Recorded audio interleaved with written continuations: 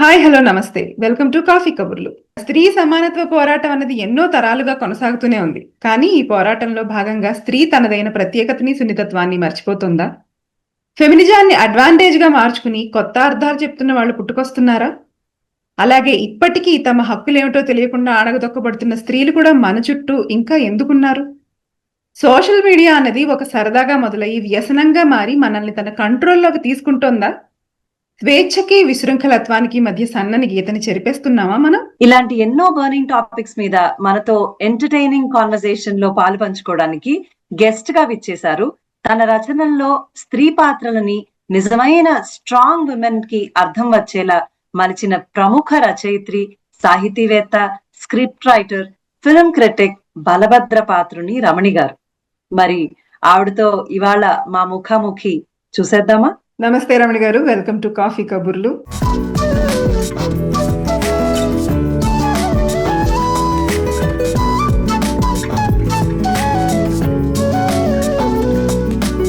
నమస్తే మైత్రేయి గారు, స్ఫురిత గారు. నమస్తే అండి. కాఫీ కబుర్లకి ఇంటర్వ్యూ ఇవ్వడానికి మీరు ఒప్పుకున్నందుకు మొదటిగా చాలా చాలా కృతజ్ఞతలు మా ఇద్దరి తరపు నుంచి. So we very happy. మేము యుఎస్ లో ఉండి మీరు ఇండియాలో ఉండడం వల్ల ఇలా జూమ్ చేయాల్సిన అవసరం వచ్చింది. లేకపోతే మీలాంటి వాళ్ళని మేము అసలు పర్సనల్ గా ఇన్ పర్సన్ వచ్చి కలుసుకొని చేస్తే ఇది వేరు. బట్ ఇప్పుడున్న పరిస్థితిలో this is the best solution that we could think of. But thank you so much for accepting అండి. నెక్స్ట్ టైం తప్పకుండా మేము రావడం కానీ, మీరు యుఎస్ వస్తూ ఉంటారు మాకు తెలుసు. సో మీరు ఇక్కడికి వచ్చినప్పుడు కానీ కలవాలి, మనం మళ్ళీ ఇంకొక సెషన్ చేయాలి. సో ఇవాళ అయితే మొదలు పెడదామండి. తప్పకుండా అమ్మా, తప్పకుండా చేద్దాం. నాకు కూడా చాలా సంతోషంగా ఉంది మీ ఇద్దరిని కలవడం. అనుకోకుండా ఫేస్బుక్ లో మీ ఇద్దరు పరిచయం అవడం. I'm so happy. ఎందుకంటే మీతోటి నాకంట ఒక 2 జనరేషన్స్ ఎంతో వెనక్కున్న మీరు ఎంత ఫార్వర్డ్ గా థింక్ చేస్తున్నారు, మీ ఆలోచనలు ఏంటి, ఇలాంటి పంచుకునే ఒక వేదిక ఈ కాఫీ కబుర్లని నేను అనుకుంటున్నా. థ్యాంక్ యూ అండి. మీలో ప్రత్యేకంగా మాకు అనిపించింది మొన్న మీతో మాట్లాడిన తర్వాత, మీలో మీరు మాట్లాడడంలో ఒక ప్రత్యేకత ఉంది. ఎవరో మనకి బాగా తెలుసున్న వాళ్ళు మన పక్కనే కూర్చుని మాట్లాడుతున్నట్టు అనిపించింది మీతో మాట్లాడుతుంటే. అసలు ఫస్ట్ టైం మాట్లాడుతున్నట్టు అనిపించనే లేదు. అలాగే మీ రచనల్లో కూడా ఆ ప్రత్యేకత చూసాము. మీ రచనలు చదువుతుంటే కూడా ఒకళ్ళు వచ్చి పక్కన కూర్చుని కథ చెప్తున్నట్టే అనిపిస్తుంది. మీకు ఇది ఎలా వచ్చింది?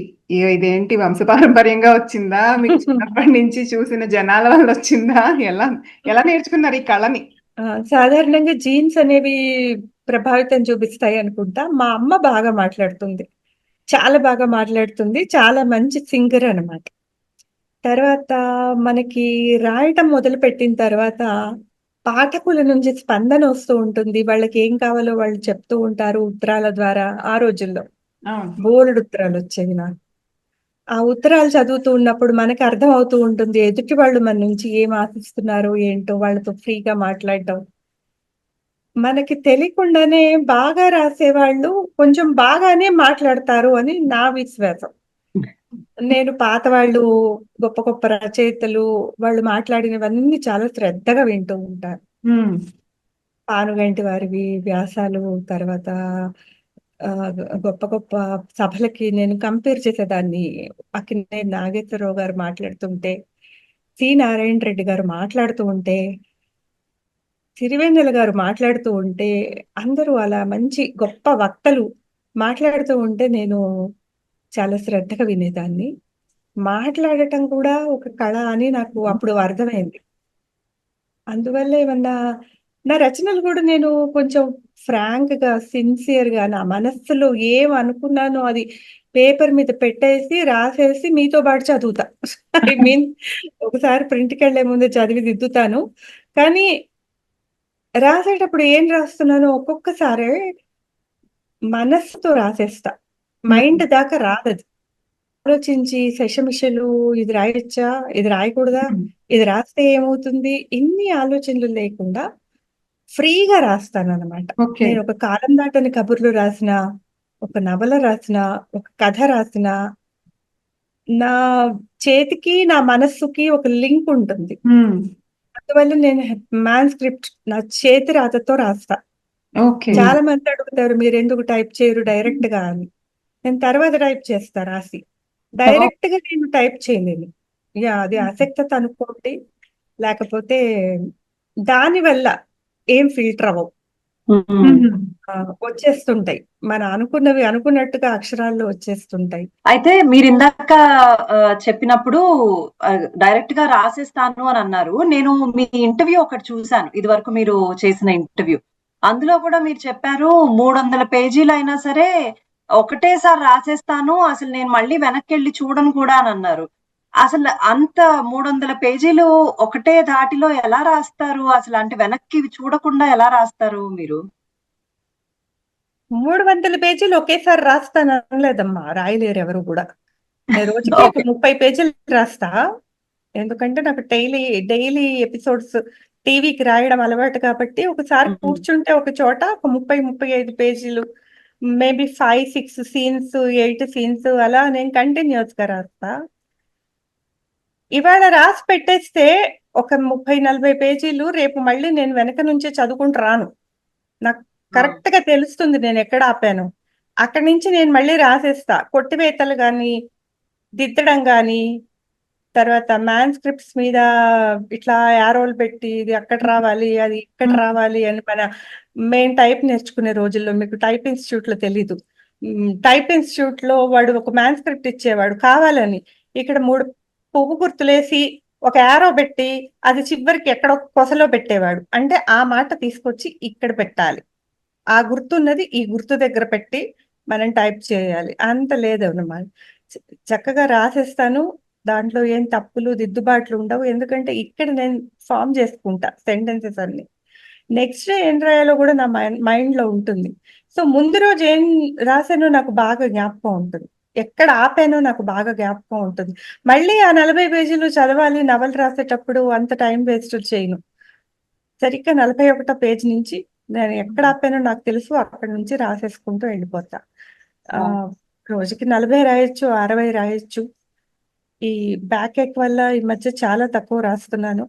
ఎనీహౌ రాసినంత మటుకు అయితే నేను ఊరికే దిద్దడం, మళ్ళీ మళ్ళీ చేంజెస్ చేయడం, వెనక నుంచి మళ్ళీ మళ్ళీ చదువుకోవడం, నాకు గుర్తు లేకపోవటం, పాత్రల పేర్లు, నేనేం పేర్లు పెట్టాను, నేను ఎంత వయసు రాశాను, నేను ఏ స్కూల్కి వెళ్తున్నారని రాశాను, ఇవన్నీ మర్చిపోవడం, అలాంటివి భగవంతుడి దయ వల్ల నాకు ఇప్పటి వరకు జరగలేదమ్మా. మరి వయసు పైబడిపోతే ఏమన్నా మర్చిపోతానేమో గాని ఇప్పటి వరకు జ్ఞాపక శక్తి చాలా అమోఘంగా ఉంది. మరి ఒకేసారి డైలీ సీరియల్స్ 2-3 రాసేదాన్ని. ఆ పాత్రలు ఎందుకు రాలేదు, ఈ పాత్రలు అందులోకి వెళ్ళలేదు. నవలలు కూడా రెండు రాసిన రోజులు ఉన్నాయి. ఎప్పుడు కూడా అటువంటి కన్ఫ్యూజన్ రాలేదు, పేర్ల విషయంలో కానీ ప్రాంతాల విషయంలో కానీ. అంటే అసలు మామూలుగా మన ఫ్యామిలీ లైఫ్ లో పిల్లలు, హస్బెండ్, పనులు, బయటికి వెళ్లే పనులు, ఇన్నిటి మధ్యలో అంటే ఒక నవల లేకపోతే ఒక సీరియల్ రాయాలంటే అంతమంది క్యారెక్టర్స్ ని మీరు వాళ్ళకు ఒక క్యారెక్టరైజేషన్, వాళ్ళకంటూ ఒక ఇండివిజువాలిటీ ఇవన్నీ పెట్టి రాయాలి కదా. అసలు అంటే మన లైఫ్ నుంచి ఆ లైఫ్ లోకి స్విచ్ అవ్వడం మీకు ఎప్పుడు కష్టంగా అనిపించలేదా? అవి ఎప్పుడు నాతో పాటు నడుస్తూనే ఉంటాయి. ఆ పాత్రలన్నీ నా లోపల ఎప్పుడు నడుస్తూనే ఉంటాయి. నేను వంట చేస్తున్నా, నేను పిల్లల బాక్సులు కడుతున్నా, వాళ్ళ కాళ్ళకి సాక్సులు తొడుగుతున్నా, నేను నా పిల్లల చిన్నతనం గురించి మాట్లాడుతున్నాను. ఇప్పుడు ఇద్దరు కూడా పెళ్లిళ్ళు అయిపోయి ఉద్యోగాలు చేస్తూ ఉన్నారు. ఒకడైతే తండ్రి కూడా అయ్యాడు. ఇప్పుడు సంగతి కాదు, చిన్నప్పుడు అప్పుడు నేను నా కెరీర్ స్టార్ట్ చేసిన రోజుల్లో పని మనుషులు అది ఉండేవాళ్ళు కాదు. అది మీలాగానే ఉండేది నా లైఫ్. అమెరికాలో మీరు ఎన్ని చేస్తారు, ఎంత మల్టీ టాస్కింగ్ చేస్తారు, మీలాగానే ఉండేది. అప్పుడు నేను కూడా పని మనుషులు అది ఏం పెట్టుకునేదాన్ని కాదు. పిల్లల్ని చూసుకోవాలి, వంట చేసుకోవాలి, బయట పనులకు వెళ్ళాలి. మావారు వేరే ఊర్లో ఉండేవారు, జహీరాబాద్ లో, మహేంద్ర. అక్కడికి షిఫ్ట్ అయిపోయింది వాళ్ళ కంపెనీ మొత్తం అంతా. క్వార్టర్స్ కి అన్ని ఇచ్చేస్తున్నాను, రమ్మంటే నేను పిల్లల చదువు కోసం వెళ్ళలేదు. సో ఇవన్నీ చూసుకుంటూ ఒక ముసలి అమ్మమ్మ గారు ఉండేవారు, ఆవిడకి పాపం చెయ్యి పెరాలిటిక్ అనమాట. ఆవిడకి సేవలు చేసుకుంటూ ఆవిడ నాకు చాలా హెల్ప్ చేస్తారన్నమాట సాహిత్యం విషయంలో. ఎన్నో నవల్స్ ఆవిడ చదివి వినిపించడం వల్ల నేను చదువుకున్నా. ఆ లైఫ్ అంతా అమ్మ ఇప్పటికి కూడా నాకు ఎంత సంతోషంగా ఉంటుందంటే, పొద్దున్న లేవగానే ఒక పని తర్వాత ఒక పని, ఒక పని తర్వాత ఒక పని తరుముతూనే ఉండేది. రాత్రి నేను ఎవరికీ డిస్టర్బ్ కాకుండా చిన్న లైటేసుకొని, బెడ్ బల్బ్ రాసే పేపర్ల మీద పడేటట్టు పెట్టుకొని, ఆ టేబుల్ లైట్ నేను రాసుకుంటూ ఉంటే, తెలిసేది గాదు టైం. ఒక్కొక్కసారి తెల్లారిపోయేది. ఎంత మధురంగా ఉండేవో. మళ్ళీ లేచి పనులన్నీ చేసుకుంటూ, ఒక ట్రాన్స్‌లో ఉండేదాన్ననమాట నేను. అది ప్రచురణ అవ్వడం, అక్కడి నుంచి ఒక చిన్న కథకో, ఒక కవితకో రూ. 15 పారితోషికం రావడం. ఆ తర్వాత కథ పడితే నెమ్మదిగా పెరిగి అది ఒక రూ. 100 రావడం. ఇలా స్టార్ట్ అయింది నా కెరియర్. నా ఫస్ట్ నవల నుంచే నాకు సినిమా రైట్స్ కొనుక్కొని కొంచెం ఒక్కసారిగా 35,000 అలా ఇచ్చేటప్పటికి నేను థ్రిల్ అయిపోయాను. ఎందుకంటే రూ. 500కి నేను టీచర్‌గా ఉద్యోగం చేసేదాన్ని. రూ. 500 చాలా సఫిషియంట్ నాకు ఆ రోజుల్లో. ఉమ్, టాకింగ్ అబౌట్ 93. రూ. 500 కేవలం మా పిల్లల ఆటో చార్జే అయ్యేది. దానికొచ్చేది. ఉమ్, నా హస్బెండ్‌కి నేను కొంచెం హెల్ప్ చేస్తున్నాను అన్న ఫీలింగ్ ఉండేదనమాట నాకు. అలాంటిది నాకు ఒకసారిగా 35,000 రావటం. తర్వాత 50,000కి అది పెరగటం. నెక్స్ట్ 'రేపల్లెలో రాధకి'. తర్వాత టీవీ సీరియల్స్ రాయమని వాళ్ళు వచ్చి అడగడం. వాళ్ళు వచ్చి చాలా పెద్ద మొత్తాలివ్వడం హ్మ్. సీరియల్‌కి ఈటీవీ వాళ్ళు. I'm so grateful to God that ఒక స్కూల్ టీచర్‌గా ప్రారంభమై నా జీవితం రూ. 500తో స్టార్ట్ అయిన నా జీవితాన్ని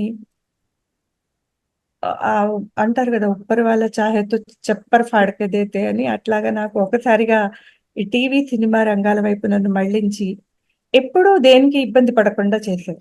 ఆఫ్‌కోర్స్ నేను కోట్లు సంపాదించలేదు. జూబ్లీ హిల్స్‌లో పెద్ద పెద్ద అపార్ట్మెంట్స్ కొనలేదు. చిత్రపురిలో ఒక 3 బెడ్‌రూమ్స్ అపార్ట్మెంట్ కొనుక్కున్నాను. ఎనీహౌ నా మేనిఫెస్టేషన్ డబ్బు వైపు కాదు ఎప్పుడు. సుఖశాంతుల వైపు. I achieved. Very nice. Very nice అండి. నాకు ఒక క్వశ్చన్ ఉందండి సోషల్ మీడియాకి సంబంధించి. అంటే ప్రతి ఒక్కళ్ళు ఇప్పుడు సోషల్ మీడియా అంటే మనకి Insta, Facebook, YouTube, Twitter, tick talk రకరకాల మీడియా, రకరకాల ప్లాట్ఫామ్స్ ఉన్నాయి కదా. ఎవరికి తోచింది వాళ్ళు ఒక ఒక న్యూస్ అంటూ వస్తే ఆ న్యూస్ మీద, ఆ జరిగిన సంఘటన మీద ఎవరి జడ్జిమెంట్ వాళ్ళు పాస్ చేసేస్తున్నారు. ఎవరికి తోచింది వాళ్ళు రాసేస్తూ ఉన్నారు. ఇది చూసి మీకేమనిపిస్తుంది? అంటే ఒక రచయిత్రిగా మీరు ఏదైనా ఇది వరకు ఒక ఇన్ఫర్మేషన్ బయటికి రావాలి అంటే దానికి చాలా స్క్రూటినీ ఉండేది. చాలా మంది దాన్ని రివ్యూ చేసేవాళ్ళు. ఇది ఓకే అనుకుంటే ఫైనల్ గా అది పబ్లిష్ అయ్యేది. ఇప్పుడు ప్రతి ఒక్కళ్ళు జడ్జిమెంట్, ప్రతి ఒక్కళ్ళు వాళ్ళకి తోచింది వాళ్ళు రాసేస్తున్నారు. అండ్ అదే వర్డిక్ట్ అన్నమాట ఇంకా. దట్ ఈస్ ద జడ్జిమెంట్ అన్నట్టు ఉంటుంది.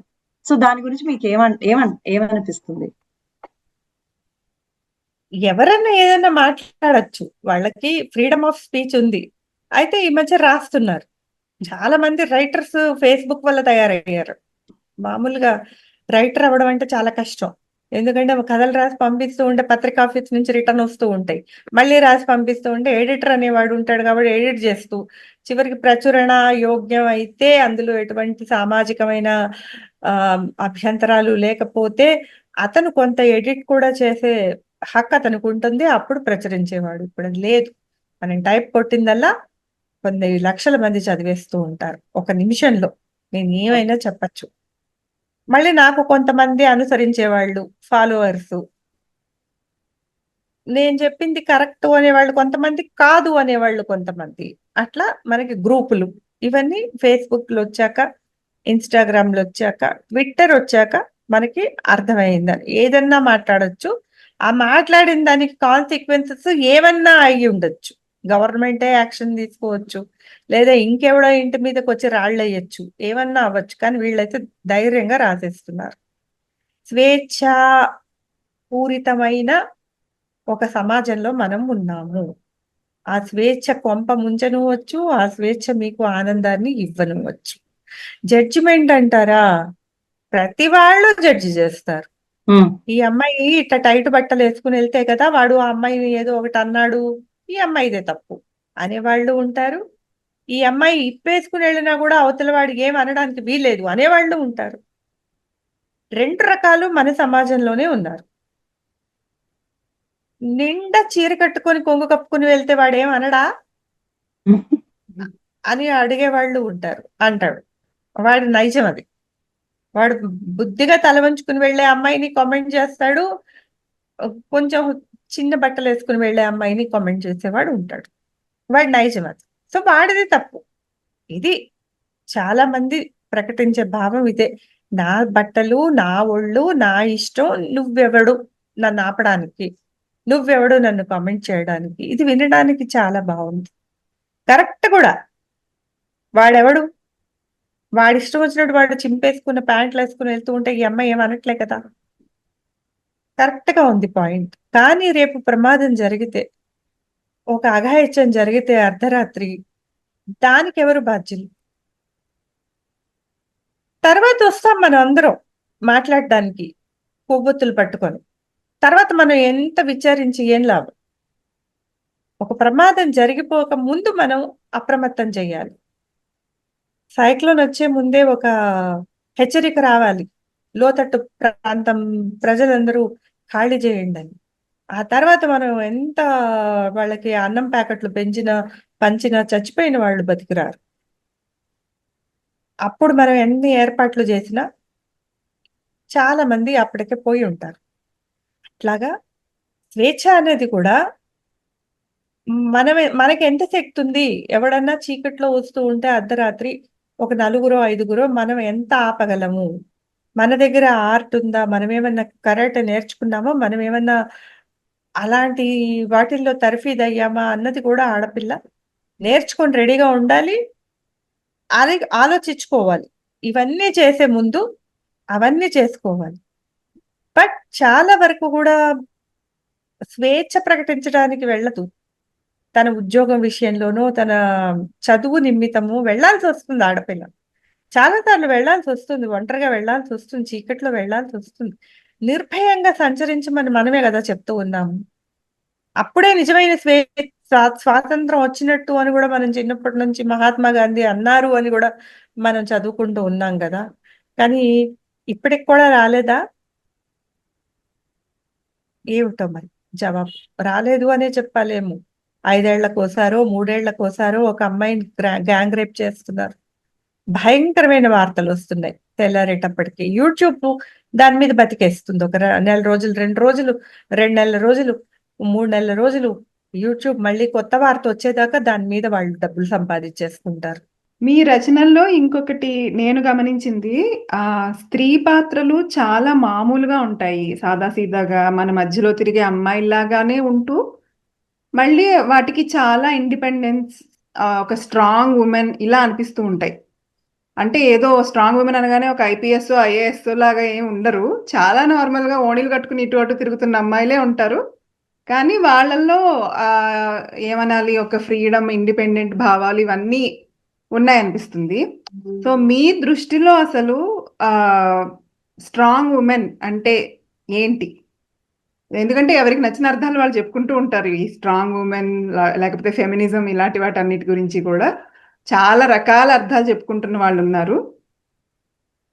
సో మీ దృష్టిలో అది మాకు రచనల్లో కొంతవరకు అర్థమైంది. సో మీ దృష్టిలో ఏంటి స్ట్రాంగ్ ఉమెన్ అంటే ఏంటి? స్ట్రాంగ్ ఉమెన్ అంటే అమ్మా, ఇంట్లో వంట చేయకూడదని కాదు, పిల్లల్ని పెంచకూడదని కాదు, బయట ఉద్యోగం చేయాల్సిందే అని కూడా కాదు. స్ట్రాంగ్ ఉమెన్ అంటే తన ఆలోచనలు, తన భావాలు తను ఓపెన్ గా చెప్పగలగడం,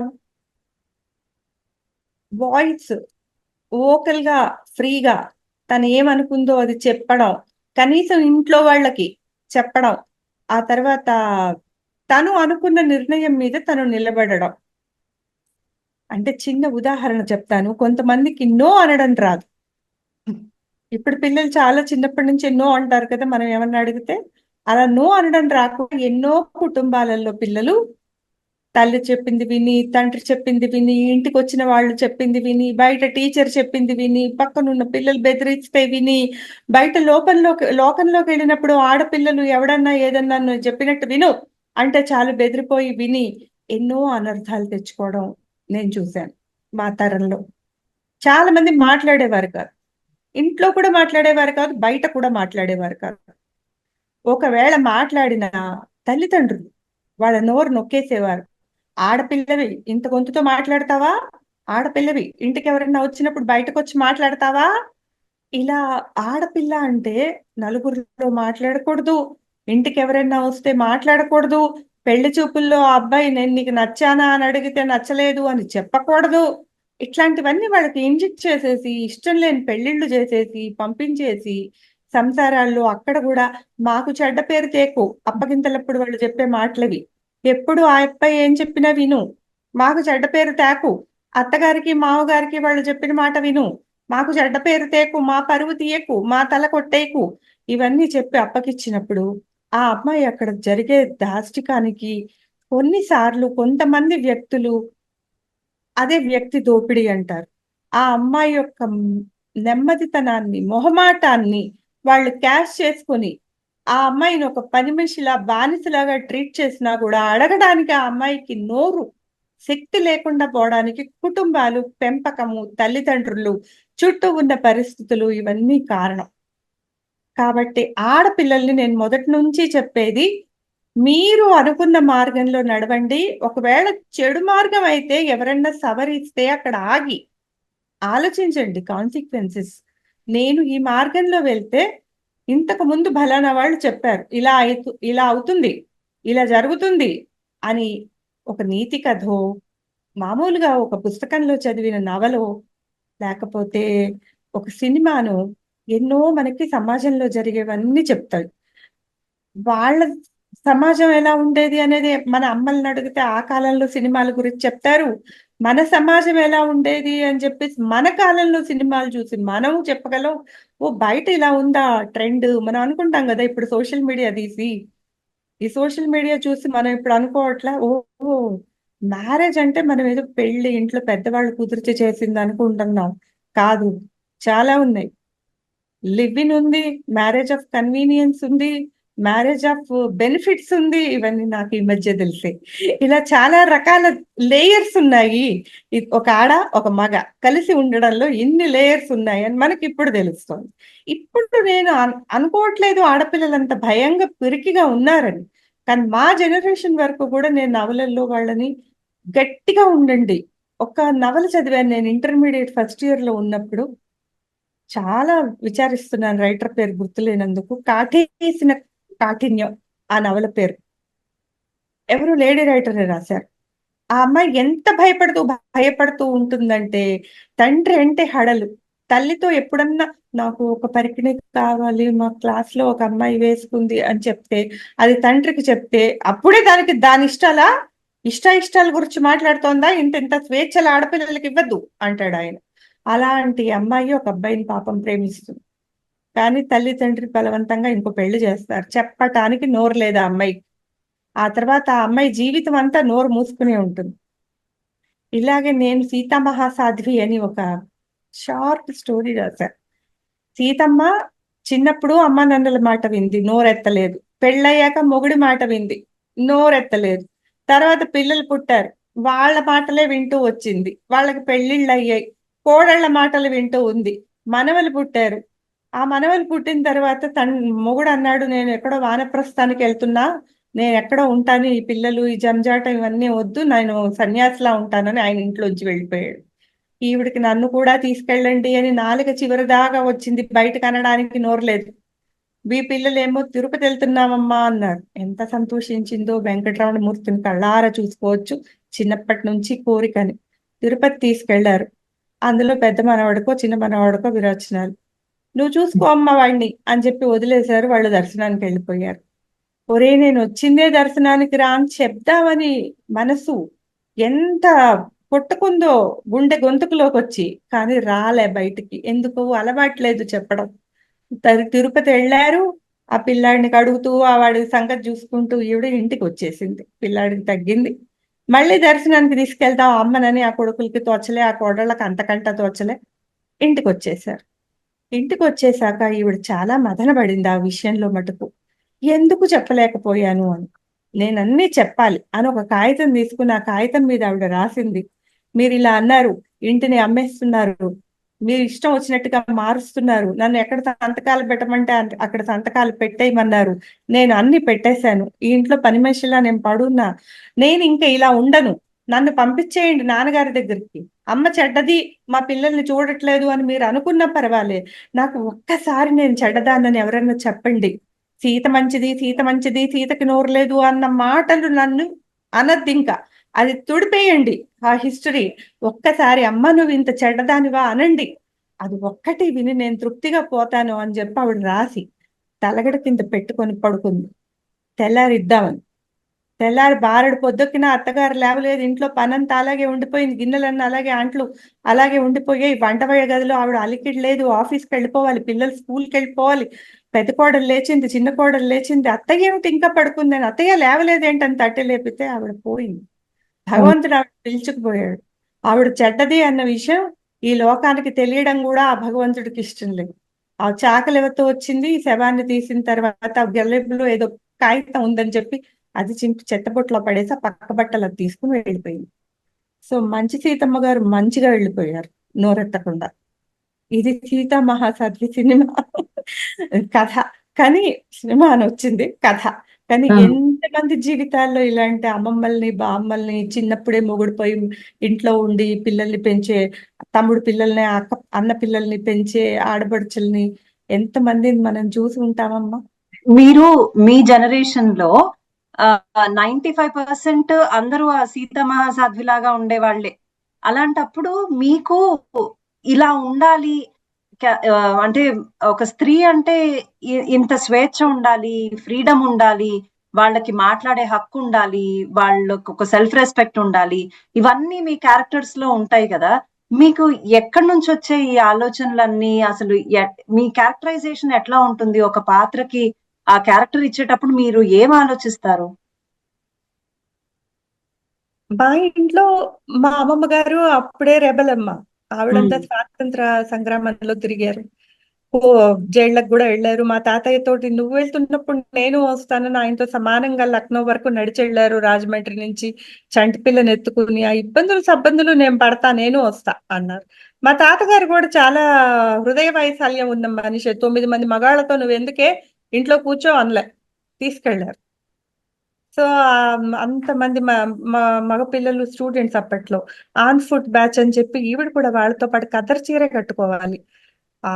8 గజాలు ఎంతో ఆ కద్దరు చీరలే కట్టుకుని చంటపిల్లని ఎత్తుకుని ఏం ఉండకూడదు, చేతిలో వస్తువులు అవి మోసుకెళ్ళడానికి. పాప కోసం ఒక చిన్న పెట్ట, అందులో దానికి కాస్త తినడానికి ఏమన్నా ఆకలేస్తే ఆవిడ పాలే ఇచ్చేది. అలాంటి స్థితిలో కూడా ఆవిడ ఎప్పుడు కూడా అడవిలో చితుకులు పెట్టేసి వండేయడం, బండ మీద 4 చింతకాయలు తెస్తే ఉప్పేసి పచ్చిమిరపకాయలు వేసి నలిపేసి అది అన్నంలో వేసి ఈ 9 కడుపులు నింపటానికి ఆవిడ తాపత్రయపడేది. ఆవిడ పాపను చూసుకుంటూ అట్లా 5 నెలల 14 రోజులు అడవుల్లో నడిచి వెళ్ళారు, ఏమీ సపోర్ట్ లేకుండా. మీరు ఆలోచించగలరా? మనకి ఎన్ని సౌకర్యాలు ఇచ్చినా కూడా ఒక్కరోజు పని మనిషి రాలేదనో, లేకపోతే కారు ట్రబుల్ ఇచ్చిందనో, ఏదో ఒక అసంతృప్తితో మనం ఏంటి లైఫ్ అని అనుకుంటాం కదా. సామాన్యం, అది చాలా సామాన్యం. కానీ అప్పటి స్త్రీలు ఎటువంటి పరిస్థితి వచ్చినా కూడా ఫేస్ చేసేవారు. చాలా మంది ఆడవాళ్ళు అప్పట్లో ఫ్రీడమ్ ఫైట్ లో పాలు పంచుకున్నారమ్మా. అందరూ కూడా చివరికి దువ్వూరు సుబ్బమ్మ గారు అలాంటి వాళ్ళు కూడా చిన్నప్పుడే వాళ్ళకి గుండు చేయించేసి వైధవ్యం అనుభవించి మనం వదిలేసిన వాళ్ళు కూడా ఎంత ధైర్యంగా కద్దరు చీరలు పైకి కట్టుకుని వెళ్ళిపోయి జైళ్ళకి వెళ్ళిపోయి ధర్నాలు చేసి ఎంతో చేసి సాటి స్త్రీలను చదువుకోమని దుర్గాబాయి దేశ్ముఖ్ గారు ఆ రోజుల్లో వాళ్ళ కోసం స్కూళ్లు పెట్టి అప్పట్లో కూడా ఈ వాళ్ళందరినీ పాపం వేశ్యలు అని ముద్రేసి వాళ్ళని మానసికంగా, శారీరకంగా, ఆర్థికంగా దోచేస్తూ ఉంటే వాళ్ళందరినీ ఎడ్యుకేట్ చేసి వాళ్ళని ఎడ్యుకేట్ చేయడానికి స్కూల్ పెట్టి ఒకసారి వాళ్ళు చదువుకున్న తర్వాత వాళ్ళకు ఉద్యోగాలు ఇవ్వడానికి కంపెనీలు పెట్టి ఎన్ని చేశారమ్మా ఆ రోజుల్లో ఆడవాళ్ళు. దుర్గాబాయి అమ్మ లాంటి వాళ్ళు.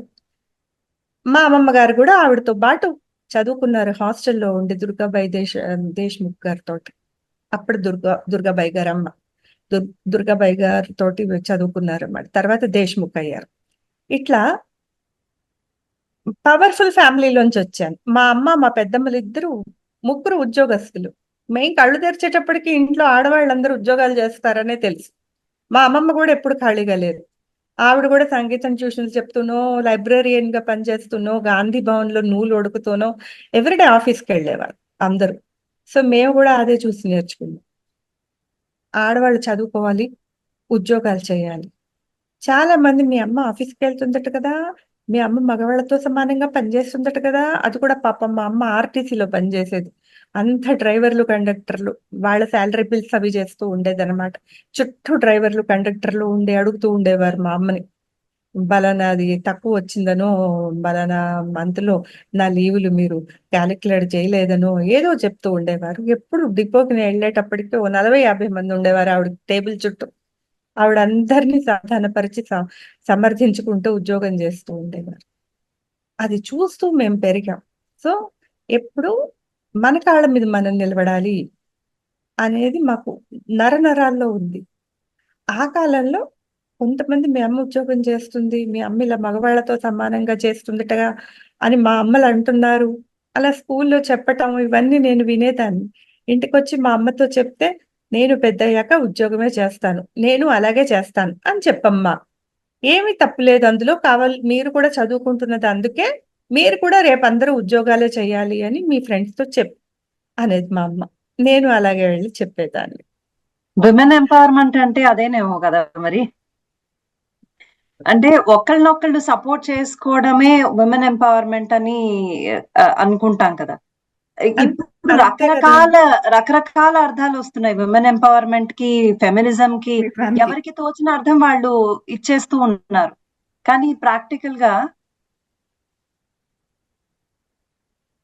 ఒకప్పుడు ఆ, మీరు చెప్పినట్టు అంత నిజంగా స్ట్రాంగ్‌గా అంటే కుటుంబాన్ని నిలబెట్టాలి అన్న దాని కోసమే ఉండేది. వాళ్ళ ఈవెన్ వాళ్ళు బయటకొచ్చేసినా వర్క్ చేసినా, ఏం చేసినా.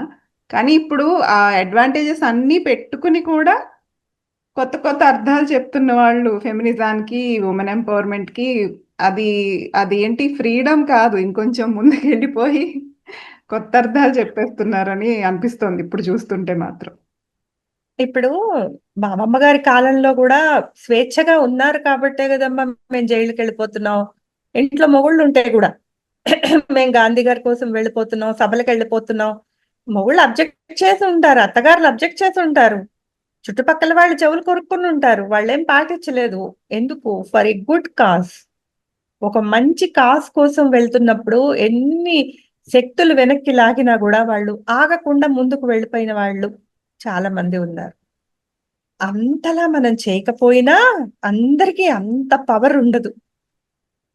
మొగుడు గట్టిగా కళ్ళెర్ర చేస్తే భయపడ్డాం. మొగుడు ఇది వెళ్ళకు. దానివల్ల నువ్వు జీవితంలో నాశనం అయిపోతావు అని కొంతమంది భయపెట్టేస్తారు. అలాంటప్పుడు ఆగిపోయేవాళ్ళు చాలా మంది ఉంటారు. కానీ నేనేం చెప్తానంటే ఈ మధ్య వచ్చింది. 'తప్పడు' సినిమా. వాడు ఒక చెంపదెబ్బ కొట్టాడమ్మా అమ్మాయిని. కొడితే ఆ అమ్మాయి ఇంట్లోంచి వెళ్ళిపోయింది.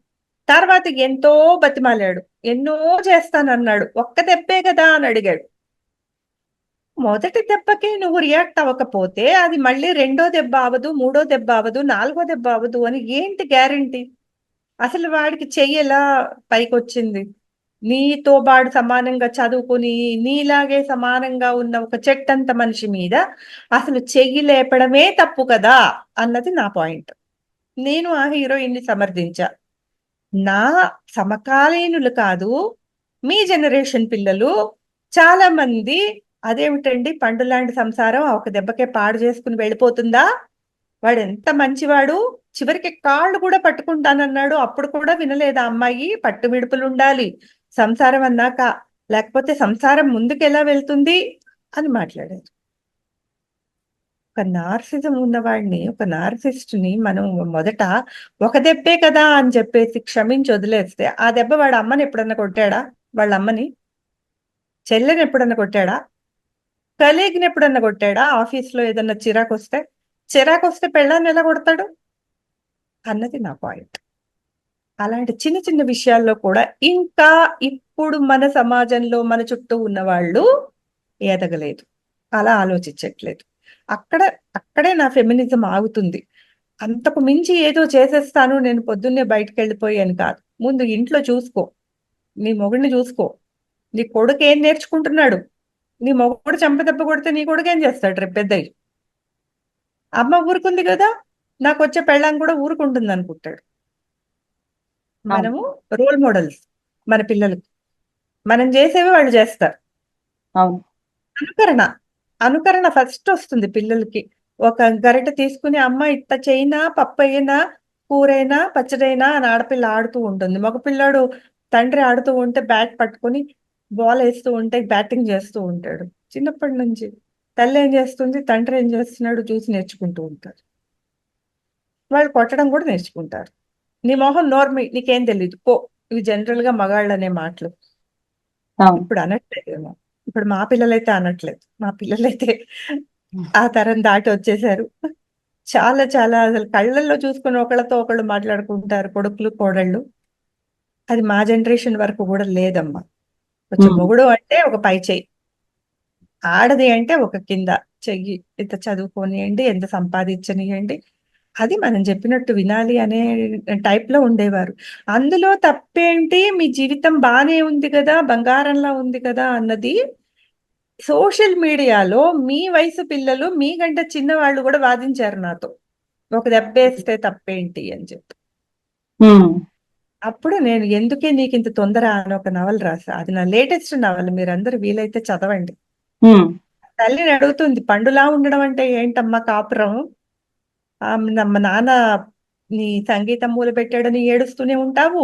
నీకు ఇష్టమైన వంకాయ రంగు చీర కట్టుకోనివ్వడని నువ్వు నాతో వెనకాల సణుగుతూనే ఉంటావు.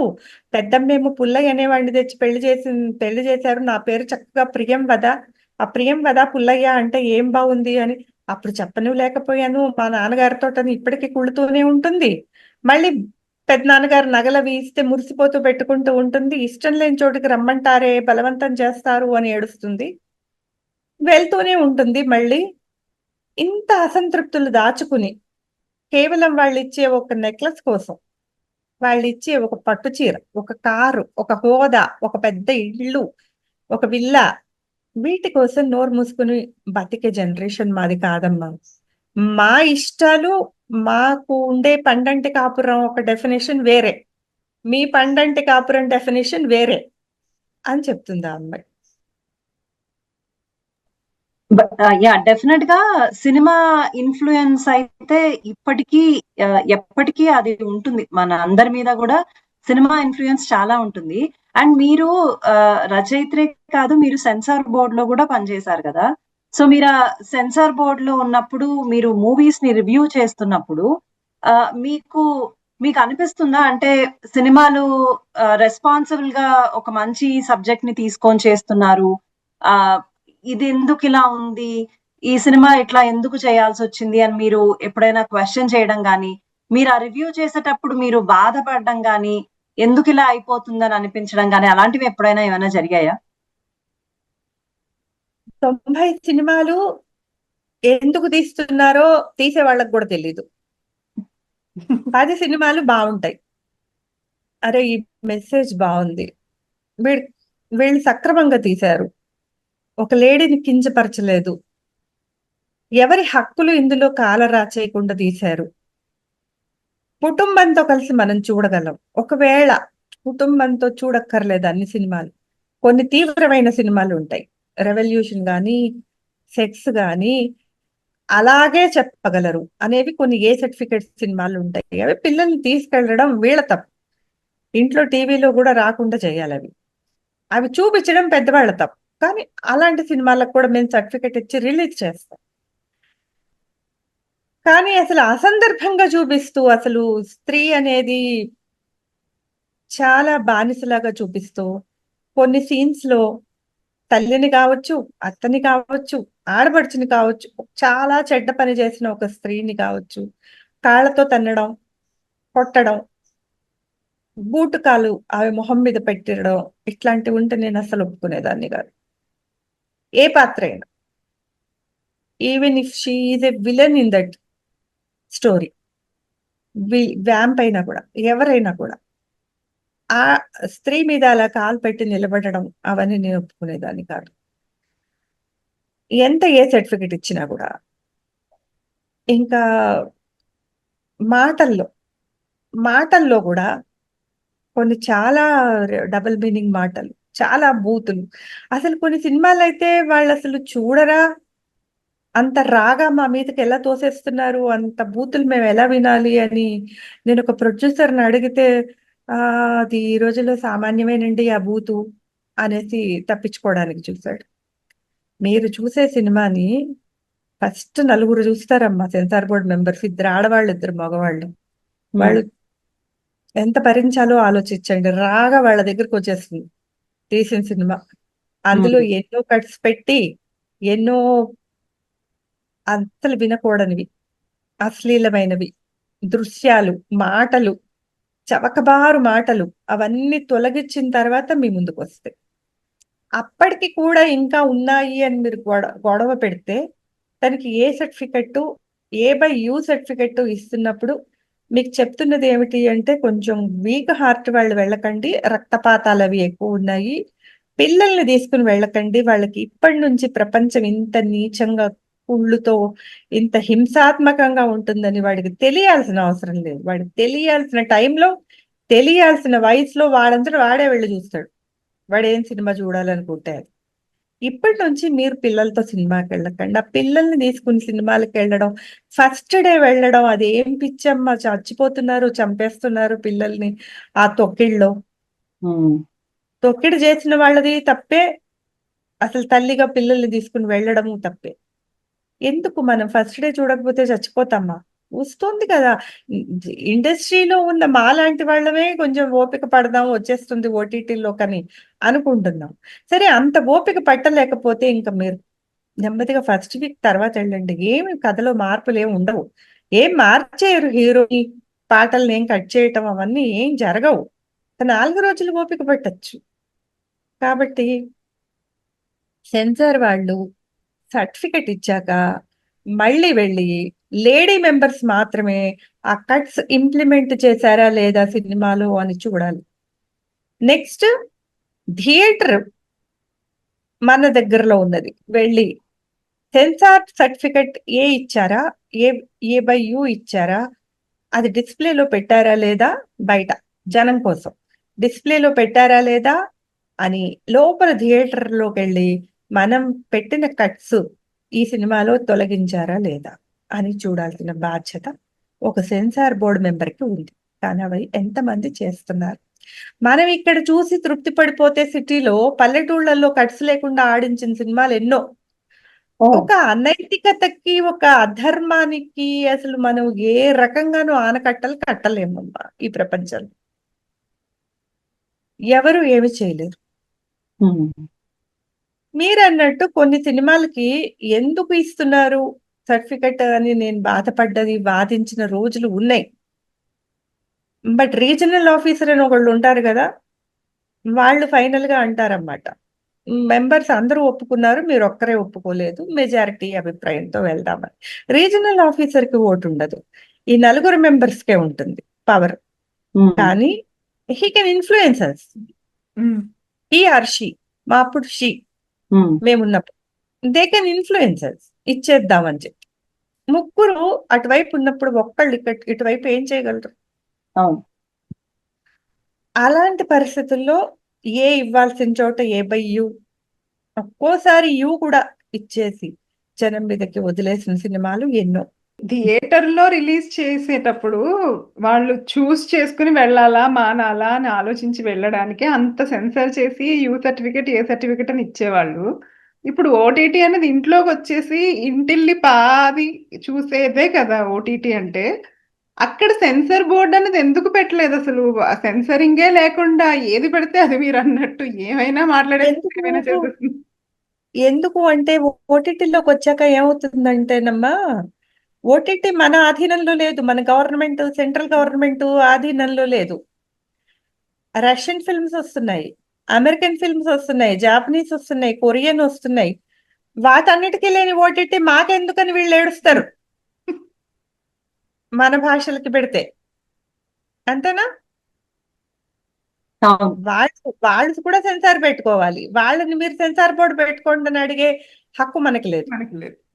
వాళ్ళు అవన్నీ దోసేస్తుంటే ఈ నెట్ఫ్లిక్స్ అనేది అవన్నీ ప్రసారం చేసేస్తుంటే మన నట్టింట్లో ఒక్క మన తెలుగు సినిమాల మీద, మన తెలుగు వెబ్ సిరీస్ మీద మాత్రము మీరు సెన్సార్ బోర్డ్ పెట్టాల్సిందే అని చెప్పి మనం ధర్నాలు చేస్తే వాళ్ళు ఏమంటారంటే, చాలా మంది సబ్ టైటిల్స్ లో చూస్తున్నారు కదా వేరే భాష వాళ్ళు, వేరే దేశాల వాళ్ళు, మాకు ఆ వ్యూయర్షిప్ పోతుంది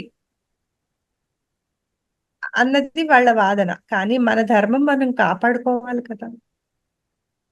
మనం మన మోరల్స్ ఏంటి, మన దేశానికంటూ మనకి కొన్ని ఉన్నాయి కదా. అది మన మన సంస్కృతి అనుకుందాం, సభ్యత అనుకుందాం. సంస్కృతి వదిలేయండి, సభ్యత. మన సభ్యత మనం కాపాడుకోవాలి కదా. మన పిల్లలకు మనం ఏం నేర్పించుకుంటున్నాం, మన మగపిల్లలకి. మన ఆడపిల్లలు వదిలేయండి, మన మగపిల్లలకి మనం ఏం నేర్పించుకుంటున్నాం అదన్నా తెలియాలి కదా. ఇప్పుడు ఎంతమందిని నరికితే అంత పెద్ద హీరో అనే సినిమాలు. మీ మీ పుస్తకం చదివి ఇన్ఫ్లుయెన్స్ అయ్యాము, దానివల్ల మా జీవితంలో మార్పు వచ్చింది అని ఎవరైనా చెప్పారా అండి? చాలా మంది చెప్తారు.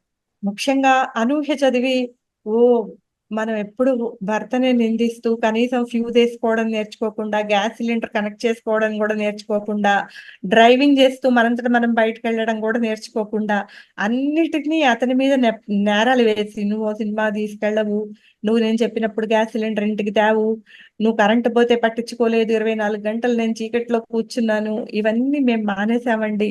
మీ నవల చదివిన తర్వాత మాకు కూడా అనిపించింది ఇవన్నీ నేర్చుకోవాలని అని చెప్పిన అమ్మాయిలు ఉన్నారు. ఆముక్త చదివి ఆడపిల్ల ఎలా ఉండాలి, ఎంత ధైర్యంగా ఉండాలి. ఒక అమ్మాయి చెప్తుంది, సేఫ్టీ పిన్ అంటే ఏదో నీ జాకెట్కి పెట్టుకునేది కాదు, నీ చేతిలో పెట్టుకుని ఎవడన్నా పిచ్చి వేషాలు వేస్తే గుచ్చేది, మూడో కంటికి తెలియకుండా అని చెప్పి. సో ఇవన్నీ మేము నేర్చుకున్నాము, మీరు చెప్పేవి ప్రతి విషయం మేము నేర్చుకున్నాము. మీరు చాలా సరదాగా చెప్పే కాలం దాటని కబుర్లలో విషయాలు కూడా మేము నేర్చుకున్నాం. వంటలు నేర్చుకున్నాం, మనుషులతో మాట్లాడడం నేర్చుకున్నాం, బయటకు వెళ్ళినప్పుడు మగవాళ్ళతో ఎలా బిహేవ్ చేయాలో నేర్చుకున్నాం. కొంతమంది ఉంటారు అవతల వాళ్ళని ఎందుకో చాలా ఎక్కువ ప్రేమతో పలకరిస్తారు. బాగున్నారా అండి, ఆ ఏదో ఒక పేరు పెట్టుకుందాం, బాగున్నారా మాలిని గారు అని అడిగితే అవతల వాళ్ళని గట్టిగా 2 చేతులతో వాడు షేక్ హ్యాండ్ ఇచ్చి, చాలా చిక్కిపోయారు, బట్ మీరు చాలా బాగున్నారు, చాలా ఫిట్ గా ఉన్నారు, ఇది వరకు ఇలా ఉండేవారు కాదు, ఇప్పుడు మీరు చాలా బాగున్నారు, చాలా ఫిట్ గా ఉన్నారు అని ఆ చెయ్యి ఊపేస్తూ చెప్పి, తనకి అలవాటేమో, తను అలా మాట్లాడుతుందేమో, కానీ వాడికి అందులో ఎన్ని అర్థాలు స్ఫురిస్తాయో, వాడు ఎంత బ్యాడ్ మీనింగ్ తీసుకుంటాడు, ఏమనుకుంటాడో కదా. సో మనం చెప్పే దాంట్లో మనం చాలా ఓపెన్ గా ఉంటాం. మరపురాని కథలో వాణిశ్రీ పాత్ర అదే, మనసులో ఏం ఉండదు పాపం, చాలా మంచిది. కానీ అసలు వెళ్ళి మీద పడిపోయి ఎవరొచ్చినా ఇంటికి వాళ్ళ మీద అతి ప్రేమ కనిపిస్తూ బోళాగా మాట్లాడేస్తూ ఆ అమ్మాయిని చెడ్డదే అని మొత్తం సమాజం అనేస్తుంది. పాపం ఆ చెల్లెలు ఉంటుంది, ఎంతో మంచి చెప్పాలని చూస్తుంది, అలా ప్రవర్తించకూడదే అని. ఈ అమ్మాయి వినదు, చివరికి జీవితం కూడా బలైపోతుంది. పెళ్లి చేసుకుందామని వచ్చిన హీరో కృష్ణకి ఆ అమ్మాయి చెడ్డదని చివరికి వాళ్ళ నాన్న కూడా అంటాడు, ఆ అమ్మాయి తండ్రి కూడా అంటాడు. ఆ అమ్మాయి జీవితం బలే అయిపోతుంది. కొంతవరకు మనం ఎలా బిహేవ్ చేయాలి, ఎలా మన డిగ్నిటీ కాపాడుకోవాలి, మన ఎక్స్ప్రెషన్ ఎలా ఉండాలి అవతల వాళ్ళతోటి అన్నది, ఇవన్నీ కూడా నేను రాస్తూ ఉంటాను. పుస్తకాలు చదివే వాళ్ళకి అర్థమవుతూ ఉంటాయి. ఇంకొక ప్రశ్న రమణి గారు, ఇప్పుడు మీరు చాలా సినిమాల కథలను అందించారు, స్క్రిప్ట్ రైటింగ్ చేశారు, ఇవన్నీ చేశారు. బట్ ఎప్పుడైనా మీకు వేరే ఏదైనా సినిమా చూసినప్పుడు, లేకపోతే వేరే ఎవరైనా మీ దగ్గరకు వచ్చి చెప్పడం గానీ ఎప్పుడైనా జరిగిందా? అంటే మీ అదేంటండి ఆ సినిమా మీ నవల లాగే ఉంది, మీ నవలలో సీన్సే అక్కడ కూడా ఉన్నాయి అని ఎప్పుడైనా చెప్పడం జరిగిందా? అంటే మిమ్మల్ని సంప్రదించకుండా ఆ సినిమా తీసి ఉండొచ్చు, మీకు క్రెడిట్ ఇవ్వకపోయి ఉండొచ్చు, బట్ అలా ఎప్పుడైనా జరిగిందా? నా ప్రతి నవలకి జరిగింది ఆల్మోస్ట్. ఎందుకంటే సీరియల్ రావడం స్టార్ట్ అయిన తర్వాత పత్రికలో ఆ 7వ వారమే సినిమాలు తీసిన వాళ్ళు చాలా మంది ఉన్నారు. ఆ పాయింట్ తెలిసిపోతుంది కదా, ఒక 7వ వారమో 8వ వారమో. అందులో చాలా ప్రముఖ నిర్మాతలు, ప్రముఖ డైరెక్టర్లు కూడా ఉన్నారు అలా పాయింట్లు కొట్టేసి సినిమాలు తీసిన వాళ్ళు. అయితే వాళ్ళతో పోరాడాలి, కేసు వేయాలి. నేను కూడా రైటర్స్ అసోసియేషన్ లో మెంబర్నే, కానీ అంత ఓపిక లేదు నాకు. ఓ చాలా రోజులు వాళ్ళతో పోరాడితే వాళ్ళు ఇచ్చేదానికంటే నేను ఆ టైంలో ఇంకో నవల రాసుకుందాం, ఇంకో ప్రాజెక్ట్ చేసుకుందాం అనే మనస్తత్వం నాకుంది. కాబట్టి నేను ఎవరి మీద కేసులు వేయలే. ఒకే ఒక్కసారి వేశా. ఎందుకంటే ఎంతో కష్టపడి కథ చేసి, మాటలు రాసి అంతా ఇచ్చాక, తమ్ముడినంటూ మా ఇంట్లోనే ఉండి, నేను వండిపెట్టిందే తింటూ మా ఇంట్లోనే ఉండేన ఆ డైరెక్టరు ఒక్కసారిగా నా పేరు తీసి పారేశాడు. అయ్యో! నేను అమెరికా వెళ్తే. నేను వచ్చేటప్పటికి ఆ సినిమా స్టార్ట్ చేసేసాడు షూటింగ్. అప్పుడు మాత్రం కేసేసా. బాగా నమ్మించి మోసం చేశాడన్న బాధలో వేశాను తప్ప, తెలియని వాళ్ళు చేస్తే నేనసలు వదిలేసా చాలా సార్లు. ఆ ఒక్క విషయంలో మటుకు నేను పట్టుకొని కేసు వేసి డబ్బులు సంపాదిచ్చా. అబ్బా! ఒక్కసారి చేశా. కానీ అంటే బాధగా ఉంటుంది గదా! అలా మీరు రాసిన ఎంత కథలో బాధగా పాత్ర ఉంటుందమ్మా! ఫేస్‌బుక్‌లో ఆహ్, రైల్వే స్టేషన్‌లో నిలబడి వెయిట్ చూడ్డానికి 10 పైసలు బిళ్ళ వేసిన జనరేషన్ మనది. ఇంకేదో తిరగలి విసరడం చూసిన జనరేషన్ మనది. బొంబాయితో కిరోసిన్ తోడడం చూసిన జనరేషన్ మనది. ఇట్లా రాసుకుంటూ వచ్చాను నేనంతా నాస్టాల్జియా. అది నా పేరు తీసేసి, ఇష్టం వచ్చినట్టు తిప్పుతూ ఉంటే, పోన్లే అందరూ చదువుతున్నారు వాట్సాప్పుల్లో అది అనుకున్నా. తమ పేరు వేసుకుని పెద్ద పెద్ద రైటర్స్ గూడా, పెద్ద పెద్ద వాళ్ళు గూడా అది పోస్ట్ పెట్టి కింద అందరూ బాగా పొగుడుతూ ఉంటే, "ఆ! థాంక్ యూ అండి. థాంక్ యూ అండి. బాగా రాసారండి. ఎలా రాసారండి?" ఏదో అలా రాసేస్తూ ఉంటానండి అప్పుడప్పుడు అని జవాబులిస్తూ, ఆ క్రెడిట్ అంతా కొట్టేస్తూ ఉంటే ఎంత సిగ్గులేని జన్మలురా మీవి అనిపిస్తుంది. చౌర్యం చౌర్యమే. చిన్న దొంగతనమైనా, పెద్ద దొంగతనమైనా వాడు వజ్రాల హారం ఎత్తుకుపోయినా పక్కింటావిడ చూడకుండా ఆవిడ అప్పడాల గర్ర ఎత్తుకుపోయినా దొంగతనం దొంగతనమే. తప్పు తప్పే. ఆ అవును. దొంగ బుద్ధే ఉండకూడదు. నువ్వు తీసుకెళ్ళిన వస్తువు విలువెంత అని కాదు. అసలు నీకా దొంగ బుద్ధే ఉండకూడదు. ఇప్పుడు ఆ పోస్టు అంత వైరల్ అయింది గదండీ! పోనీ మీ పేరు లేకపోతే ఏంటి అని చాలా మందంటారు. అవును. పేరు లేకపోతే పర్వాలే. కానీ ఇంకొకడు ఆ క్రెడిట్స్ తీసుకుంటున్నాడే అది తప్పు. అవును. ఈ ఎవరితో తెలీదండి. ఒక్క అనామక రచయితది. నాకు తెలీదు ఎవరు రాసారో అన్న సిన్సియారిటీ ఉండాలిగా. అందరూ పొగుడుతుంటే. అవును. నీకు తెలియకపోవచ్చు రచయిత పేరు. కానీ నువ్వు క్రెడిట్స్ తీసుకోవడం అనేది నువ్వెంత నీచుడివో చూపిస్తోంది. అవును.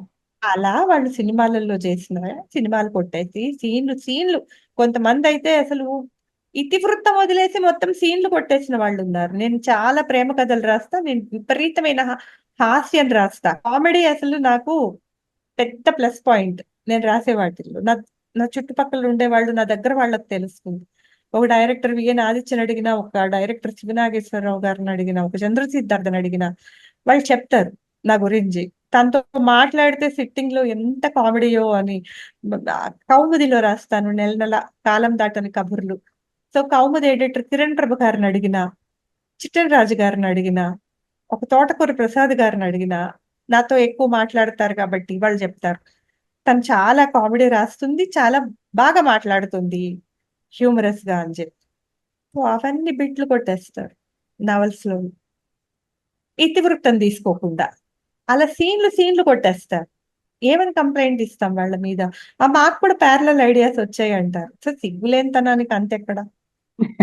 ఎంతమంది మీద మనం కంప్లెయింట్స్ ఇస్తాం? మీరు మా హక్కులు తీసుకొని, మమ్మల్ని అడిగి, మా పర్మిషన్ తీసుకొని, మా కథలు చదవండి, మా నవలలు చదవండి అని చెవిలో ఇల్లు కట్టుకొని చెప్పినా కూడా, ఎంతమంది యూట్యూబ్ ఛానెల్స్ తెరిచేసి మా నవలలు, కథలు చదివేస్తున్నారు. కొంతమంది డబ్బులు కూడా మానిటైజేషన్ అయి డబ్బులు కూడా సంపాదిస్తున్నారు. మాకిస్తున్నారా ఒక పైసైనా? రైటర్‌ని దోచుకోవాలంటే అందరూ రెడీ. ఎందుకు? అనైతికత్వం. అది ఎంత అని గాదు. అది రూ. 50, 100, 500 అని గాదు. తప్పు తప్పే. అవును. దొంగతనం దొంగతనమే. అనైతికం అనైతికమే. ఎంత అన్నది కాదు. అదేదో వాడు వ చెప్పుల దండలేసి ఊరేగించారంటే, ఆ దండలో ఎన్ని చెప్పులున్నాయి అని లెక్కపెట్టి, 4 చెప్పులున్నాయి అంటే తక్కువ అవమానమా? అంతే. అలా అన్నమాట.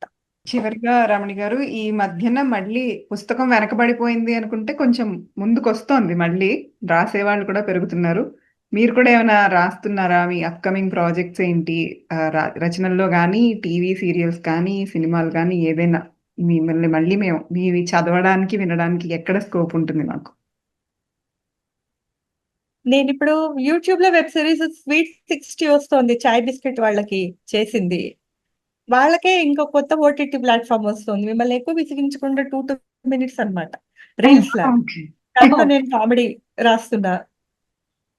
Very nice. కొత్త ఓటీటీ ప్లాట్ఫామ్ వస్తుంది చాయ్ బిస్కెట్ వాళ్ళది. దాంట్లో ₹10 ఎంతో కడుతూ ఉంటే ఒక 5 ఎపిసోడ్లు ఇస్తూ ఉంటారు. అట్లాంటిది ఏదో కొత్త వెబ్సైట్, దాంట్లో రాస్తున్నా. తర్వాత ఇంకొక వెబ్ సిరీస్ కూడా మామూలు ఓటీటీకి చేస్తున్నాను, అవి చర్చలు అవుతున్నాయి. నవల్స్ రాస్తున్నాను.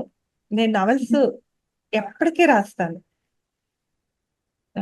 మొన్ననే ఎందుకే నీకు ఇంత తొందర వచ్చింది, నెక్స్ట్ ఇంకో నవల రాస్తున్నాను. ప్రతి నవల ఏదో ఒక అంశం నన్ను బాగా ప్రేరేపించి ఇది రాయి అని నా మనసుకు చెప్తే తప్ప రాయను. అందుకే పెద్ద పెద్ద లాంగ్ గ్యాప్స్ వస్తూ ఉంటాయి నవలకి మధ్యలో. నేను స్పందించాలి, ఈ విషయం గురించి నేను చాలా మాట్లాడాలి, ఈ విషయం గురించి నేను ఆడపిల్లలకి ఏదైనా చెప్పాలి, భార్య భర్తలకి ఏదైనా చెప్పాలి, లేదా తల్లిదండ్రులకి ఏదైనా చెప్పాలి అని నాకు చాలా అనిపిస్తే దాన్ని నేను చాలా హ్యూమరస్ గా చెప్పడానికి ప్రయత్నిస్తా. పెద్ద సమస్య ఎందుకే నీకు ఇంత తొందర చాలా హ్యూమరస్ గా చెప్పా. అది ఒక కామెడీగా ఉంటుంది ప్రతి సన్నివేశం అందులోది, కానీ ఎందుకు రాశాను అన్నది చివరిలో అర్థం అవుతుంది. అలా నేను నవలలు రాయకుండా అసలు ఉండలేను. ఒకదాని తర్వాత ఒకటి రాస్తా. ఎంత టైం తీసుకుంటాయి కంప్లీట్ అవడానికి అన్నది మాత్రం నా చేతిలో లేదు. కొన్ని చాలా తొందరగా అయిపోతాయి, కొన్ని చాలా ఆలోచింపచేస్తాయి నన్నే. చాలా రోజులు ఆలోచిస్తా.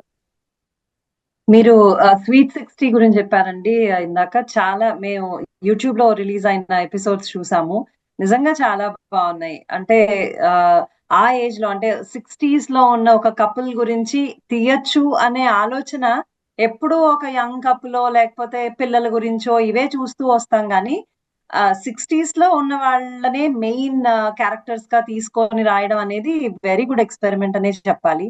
చాలా బాగుందండి, congratulations on that. Thank you అండి. చాయ్ బిస్కెట్ శరత్ నా మేనల్లుడు. రోజు మాటల్లో ఇప్పుడు అమ్మ నాన్న ఏం చేస్తూ ఉంటారో, మేమందరం బయటకు వచ్చేసాక ఇప్పుడు మీ పిల్లలు అమెరికాలో ఉండి నువ్వు మామయ్య ఏం చేస్తున్నారు, ఇది పిల్లలకి తెలిసేటట్టుగా ఏదన్నా చెయ్యాలత్తా అని అడిగాడు. అప్పుడు పుట్టిన ఆలోచన ఈ స్వీట్ 60. ఓకే ఓకే పిల్లలు దగ్గర లేని ఒక జంట, వాళ్ళ జీవితం మన నిత్య జీవితంలో జరిగే సంఘటనలే ఉంటాయి అందులో అన్ని. అవును ఇంకేం అవును పెద్ద కొత్త విషయాలు ఏమి ఉండవు. పిల్లల్ని మిస్ అవ్వడం, అవును తల్లితోటి ఎక్కువ మాట్లాడడం, తండ్రితో తక్కువ మాట్లాడడం, వాళ్ళు అమెరికా నుంచి కాల్ చేసి. అవును ఎందుకంటే చిన్నప్పటి నుంచి ఈయన స్ట్రిక్ట్ గా ఉండడం వల్ల ఇప్పుడు ఈయన వాక్యూమ్ ఫీల్ అవ్వడం, అవును వాళ్ళ అమ్మకి దగ్గర నాకు కాదు అని ఫీల్ అవ్వడం, అవును. ఇవన్నీ చాలా రిలేటబుల్ గా ఉంది, Relatable. చాలా ప్రతి ఇంట్లో రిలేటబుల్ గా ఇంచుమించు ఉందన్నమాట ఆ ప్రతి ఒక్కరికి. జనరేషన్ లో ఉండేవే ఇవన్నీ కూడా. అవును. రచయిత అంటే సామాజిక బాధ్యత ఉండి తీరాలి. ఇందాక మీరు అన్నారు చూడండి, సినిమాల విషయంలో కానీ రచనల విషయంలో కానీ మీ రచనల్లో ఆ సామాజిక బాధ్యత కనబడుతూనే ఉంటుంది. కాబట్టి మీకు లాంటి వాళ్ళు ఇంకా ఇంకా రాయాలి. ఈ థ్యాంక్ యూ. రకరకాల రచనలు మా మీదకి వచ్చేసి దాడి చేసేస్తున్న టైంలో మీలాంటి వాళ్ళ రచనలు తప్పకుండా రావాలి. అందరూ చదవాలి, చదువుతాము అని కూడా మాట ఇవ్వాలి. తప్పకుండా ఉమ్. తప్పకుండా. చదివాం కాబట్టే ఇక్కడ దాకా వచ్చాము. మీ గురించి మేము తెలుసు. పుస్తకం చదివి నలుగురు చేత చదివించేవాళ్ళం. ఆ ఉమ్, పుస్తకం అలా అలా అలా అలా ఆ, తిరుగుతూ ఉండేదన్నమాట ఫ్రెండ్స్ అందరి మధ్యలో, లేదా కజిన్స్ సిస్టర్స్ మధ్యలో. అలా పుస్తకం మంచి చదివితే ఇంకో ఇద్దరికి చెప్పండి, వాళ్ళకి కొని ఇవ్వండి గిఫ్ట్స్ గా, వాళ్ళని చదివించండి. నేను ఇదే చెప్తా, పుస్తకం చదవండి, ఎటువంటి టెన్షన్స్ లేకుండా మంచి నిద్ర పడుతుంది. నిన్న నేను స్వీట్ హోమ్ చదివా, హాయిగా నిద్రపోయా. అదే ఓటీటీ ప్లాట్ఫామ్ లో నరికేసుకోవడాలు సినిమాలు చూడండి, నిద్రలో కళ్ళ నిండా రక్తమే. ఎందుకు మనకది? అవును. హ్యాపీగా పుస్తకం చదవండి, నిద్రపోండి, మంచి కళలు వస్తాయి. నాది హామీ. థ్యాంక్ యూ అండి, థ్యాంక్ యూ సో మచ్ రమణి గారు. మీరు ఇంత సమయం మా కోసం కేటాయించి మాకు ఇన్ని మంచి విషయాలు చెప్పడం అండ్ అసలు మీతో మాట్లాడుతుంటే మాకు జస్ట్ మా ఇంట్లో మా అక్కతోనో అమ్మతోనో పెద్దమ్మతోనో మాట్లాడుతున్న ఆ ఫీలింగ్ వచ్చింది. నిజంగా చాలా చాలా అదృష్టంగా భావిస్తున్నాం ఇవాళ మేము మీతో ఈ సమయం గడపడం అనేది. చాలా మీరు థ్యాంక్స్. ఎంత ఉద్యోగం చేసి అలిసిపోయి వచ్చి మళ్ళీ మన సాహిత్యం గురించి ఏదైనా చెయ్యాలి, ఒక కార్యక్రమం చెయ్యాలి, ఇలా ఇంటర్వ్యూలు చెయ్యాలి, నలుగురికి 4 మంచి విషయాలు పంచాలి, మనం మాట్లాడాలి అని ఆలోచిస్తున్నారే, దీనికోసం దీని వెనకాల మీరు ఎంత శ్రమ పడుతున్నారో, మీ కుటుంబ సభ్యులు మీకు ఎంత చేయూతనిస్తున్నారో, పిల్లలు ఎంత సహకరిస్తున్నారో నేను ఊహించగలను. అందుకని ముందు మీకు థ్యాంక్స్. మీరు చాలా గ్రేట్. నేను చేసింది ఏం లేదు. థ్యాంక్ యూ అండి, thank you. Thank you so much అండి. కాఫీ ఇలాగే మంచి కార్యక్రమాలు చేస్తూ ఉండాలి. మీ ఇద్దరు చిరంజీవ దీర్ఘాయుష్మాన్ భవ. సంతోషంగా ఉండండి, నవ్వుతూ ఉండండి. చాలా చాలా థ్యాంక్స్ అండి. కాఫీ కబుర్ల గురించి ఒక 2 మాటలు మీరేమన్నా చెప్పగలుగుతారా? కాఫీ కబుర్లతో మొదలుపెట్టి మనం మొత్తం షడ్రసోపేతమైన భోజనం దాకా వెళ్ళిపోయాం. మీ కాఫీ కబుర్లు చాలా బాగున్నాయి. ఇలాగే రకరకాల వాళ్ళని మీరు ఇంటర్వ్యూలు చేస్తూ రకరకాల విషయాలు ప్రజలకు తెలిసేటట్టుగా చేస్తున్నారు. ఆ స్ఫూర్తిదాయకమైన ప్రోగ్రామ్స్ చేస్తున్నారు. మీ ఇద్దరు కూడా స్ఫురిత, మైత్రేయి, మీ టీం వర్క్ చాలా బాగుంది. మీరు ఇలాగే భవిష్యత్తులో కూడా ఇంకా చాలా మంచి కార్యక్రమాలు ఇలాగే కొనసాగించాలని నేను కోరుకుంటున్నాను. థ్యాంక్ యూ అండి, thank you. Thank you. Dallas కి వస్తే మాత్రం తప్పకుండా మమ్మల్ని గుర్తుపెట్టుకోండి. డాలస్ కి వస్తే నిజంగా కాఫీ తాగుతూ కబుర్లు చెప్పుకోవాలి. పక్క పక్కన కూర్చొని కాఫీ తాగుతూ హ్యాపీగా అలా. బట్ మమ్మల్ని ఇంట్లో గుర్తుపెట్టుకోవాలి. వాళ్ళు కాదు, ఒక చోట తాగాలి కాఫీ. ఖచ్చితంగా మీరు అమెరికా వస్తున్నప్పుడు మాకు తెలియజేయండి. మేము తప్పకుండా కలుస్తాం మిమ్మల్ని. ప్రపంచం అంతా తెలుస్తుంది. ఫేస్బుక్ లో పెడతా. అవును, సోషల్ మీడియాని వాడేసుకుందాం. అన్ని రకాలుగా వాడేసుకోవచ్చు సోషల్ మీడియాని. మనం మంచిగానే వాడుకుందాం దాన్ని. ఓకే, థ్యాంక్ యూ అండి, thank you. You have a good day. Thank you. All the best. All the best for your future ఎండవర్స్. Thank you అండి. థ్యాంక్స్ అండి.